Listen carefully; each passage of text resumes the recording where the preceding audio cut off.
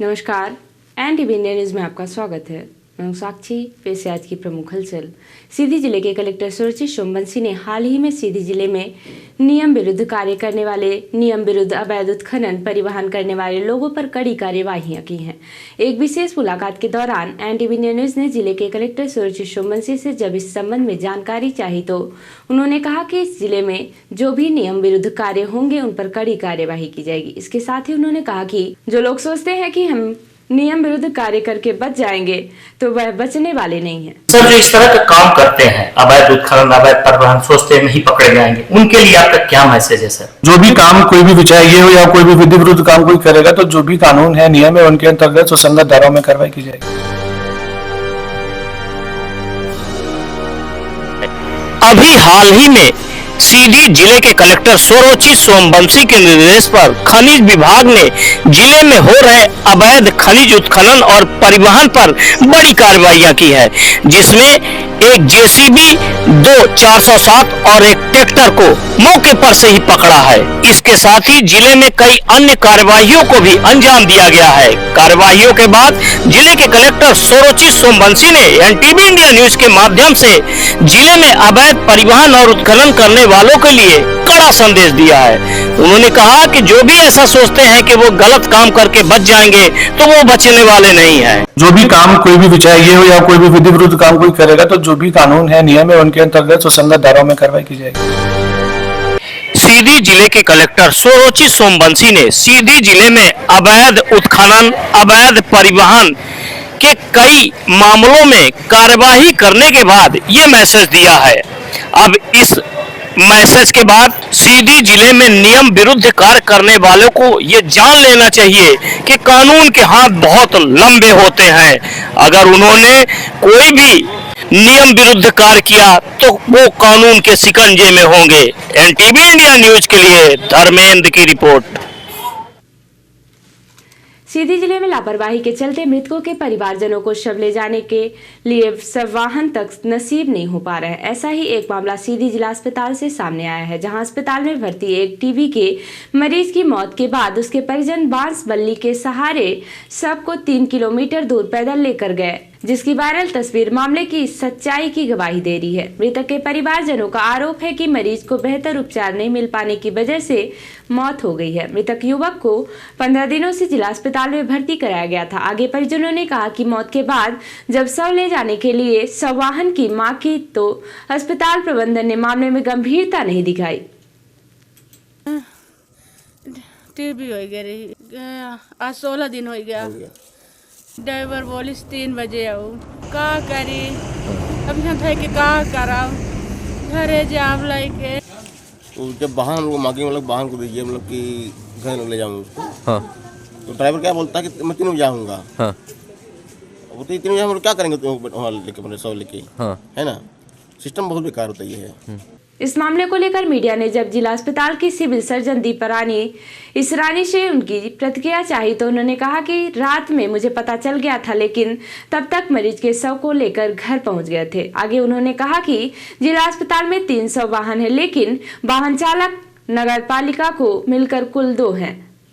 रात के समय हमको पता चला है कि कोई किसी टीबी पेशेंट की मृत्यु हुई है, और जो जानकारी थी मेरे संज्ञान में नहीं आई है कि तुमको गाड़ी चाहिए, वाहन चाहिए। तो अगर मेरे संज्ञान में है या फिर जो हमारे इमरजेंसी डॉक्टर हैं उनके संज्ञान में है तो हम लोग तुरंत उपलब्ध कराते हैं। कल भी हम लोग ने मॉर्निंग सुबह ही 4 पेशेंट को उपलब्ध कराई है जी एम्बुलेंस। जिला अस्पताल में कितने सौ वाहन है, क्या उपलब्धता है? 2 एम्बुलेंस है, दोनों वर्किंग है। ड्राइवर एक है और एक अगर कम रहता है तो फिर नगर निगम से करते हैं। कभी कभी नगर निगम की गाड़ियां हैं वो भी हम लोग बुलाते हैं। जी मैम, क्या वजह है टीबी लाइलाज रोग नहीं है फिर भी टीबी मरीजों की मौत सामने आ रही है, क्यों ऐसा हो रहा है? कुछ टीबी पेशेंट होते हैं जो दवाई ठीक से नहीं लेते हैं। जैसे टीबी है तो HIV के साथ भी बहुत कॉमन है, डायबिटीज़ के साथ भी बहुत कॉमन है। कुछ जो गंभीर पेशेंट रहते हैं उनके साथ ये कॉमन है। कुछ जो दवाइयाँ लेते हैं जैसे IV ड्रग अब्यूज़र, इस तरह के पेशेंट रहते हैं, उनमें जो है थोड़ा सा इलाज मुश्किल हो जाता है।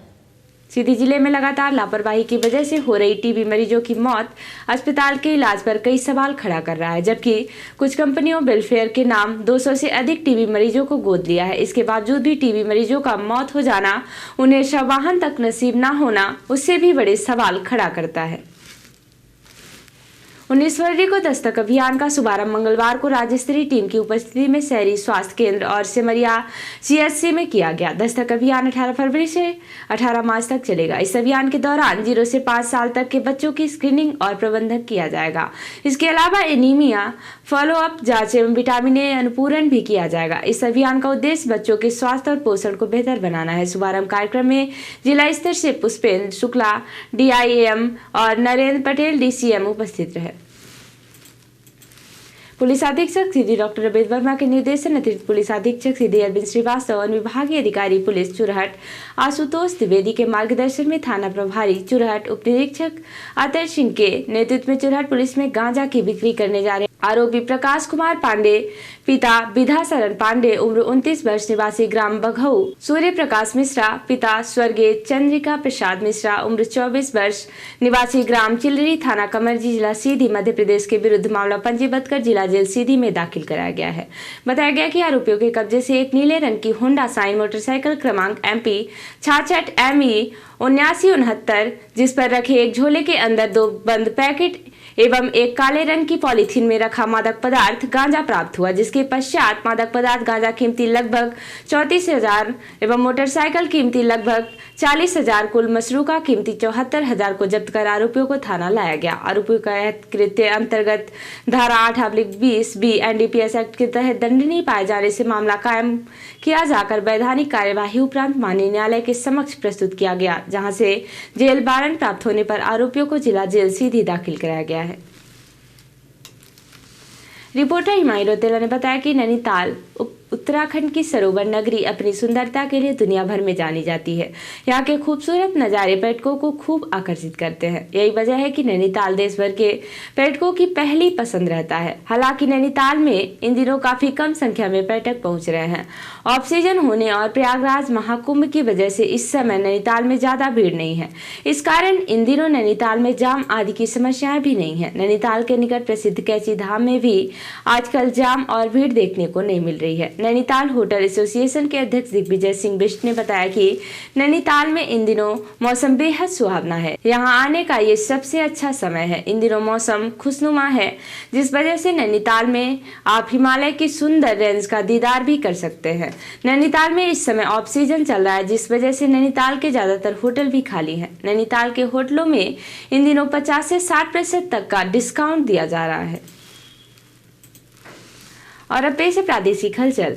MP में मुठभेड़ में 3 महिला नक्सली समेत 4 ढेर। बालाघाट में 4 शव बरामद, कुछ घायल जंगल में छिपे। कांग्रेस के नए प्रभारी से अलग अलग मिले पटवारी सिंघार। बीजेपी नेता बोले गुटबाजी कैंसर। कल पहली बार भोपाल आएंगे हरीश चौधरी। सिंघस 2028 को लेकर CM मोहन यादव ने देखा प्रेजेंटेशन। सरकार AI build golf cart, mini बसों और बसों के संचालन पर कर रही विचार। और मैहर में श्रद्धालुओं से ठगी करने वाले 9 दलाल गिरफ्तार। VIP दर्शन और होटल बुकिंग के नाम पर करते थे अवैध वसूली। और अब से राष्ट्रीय हलचल। दिल्ली में रेखा गुप्ता होंगे मुख्यमंत्री, प्रवेश वर्मा होंगे डिप्टी CM। आज होगा शपथ ग्रहण।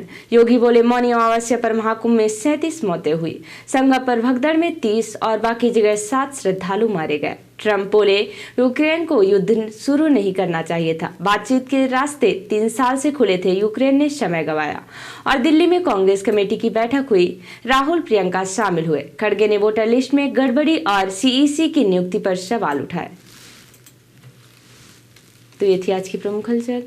नमस्कार।